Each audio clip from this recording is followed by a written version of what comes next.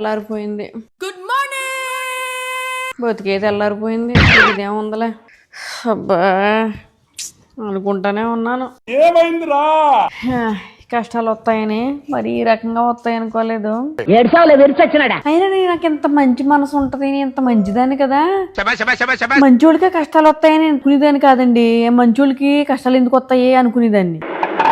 కానీ నాకు వచ్చిన తర్వాత అర్థమైందండి, మంచోళ్ళకే కష్టాలు వస్తాయండి. అంటే పాపం మన మంచోళ్ళు కదా, ఎవరిని ఏమనరు, అందుకని అలాంటి కష్టాలు ఇస్తారనుకుంటా. ఎద్దులో ఉన్న ఏడిస్తే దరిద్రంగా ఉంటది. ఎవరికి చెప్పుకోలేను. చెప్తేనేమో ఏముంది ఇందులో, ఎంత ఉంది, ఏ పడలేవా అని అంటారు. కానీ అనుభవించే వాడికి తెలుస్తుందండి అది ఎంతో. లేచింది ఈవిడ.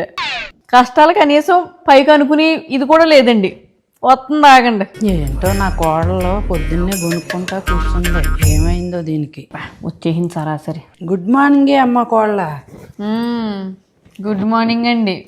గుడ్ చెప్పుకోవడంలోనే ఉంటుంది, నా బతుకులో ఉండదు. మళ్ళీ నాకు గుడ్ మార్నింగ్. చాలా గుడ్ మార్నింగ్ అండి మీకండి, నాకు కాదు కదా. ఏమైంది అలా ముఖం పెట్టు కూర్చున్నావు? నీకేంటమ్మా బంగారం లాంటి మొగుడు, ఏ పని చెబితే ఆ పని చేస్తాడు, రత్నాలు లాంటి 2 బిడ్డలు, నీకెందుకమ్మా అంత దిగులు? పైగా నేనున్నాను అత్తను.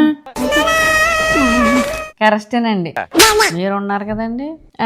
కష్టాలండి. నీ కష్టాలు వినే ముందు నేను కాఫీ తెచ్చుకుంటాను ఉండమ్మా. అలాగే అండి, వెళ్ళండి. అలాగున్నారండి అత్తగారులు. కష్టాలు అనమండి బాబు అంటేనే కాఫీ తెచ్చుకుని ఉంటాను, నీ కష్టాలు అంటండి. ఇంకెలాంటి ఆవిడకి అసలు కష్టం నువ్వేనే బాబు అని ఏం చెప్తాను, మళ్ళీ ఫీల్ అయిపోతారు ఏమన్నా అంటేని. ఇప్పుడు వచ్చాక ఏదో చెప్పాలి మళ్ళీని. ఇప్పుడు ఆవిడ గురించి చెప్పామనుకో మళ్ళీ ఫీలింగ్ ఎట్టేసుకుంటుంది. ఆవిడ గురించి చెప్పకూడదు, ఏం చెప్తే బాగుంటుంది. అయినా ప్రపంచంలో బోలేని కష్టాలు ఉన్నాయి. ఏదో కష్టం మంది అనుకున్నా చెప్పేమనుకో అక్కడితో అయిపోద్ది. ఇంకప్పుడు మన కష్టం చెప్పకుండా పోతుంది.